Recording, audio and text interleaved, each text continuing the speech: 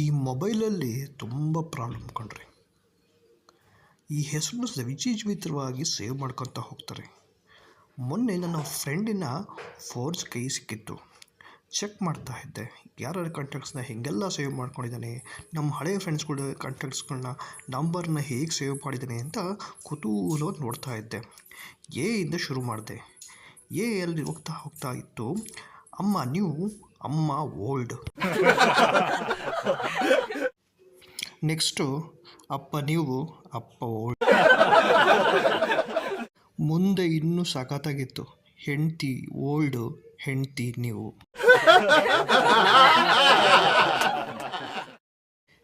ಇನ್ನು ಕೆಲವರು ಬೇರೆ ಥರನೇ ಸೇವ್ ಮಾಡ್ತಾರೆ. ಅಪ್ಪ 1, ಅಪ್ಪ 2, ಹೆಂಡತಿ 1, ಹೆಂಡತಿ 2. ನಾನು ಕೇಳಿದೆ ಯಾಕೆ ಹಿಂಗೆ ಸೇವ್ ಮಾಡ್ಕೊಂಡಿದ್ದೀರಾ ಅಂತ. ಅದು 1 ಅಂದರೆ ಸಿಮ್ 1, 2 ಅಂದರೆ ಸಿಮ್ 2 ಅಂತ.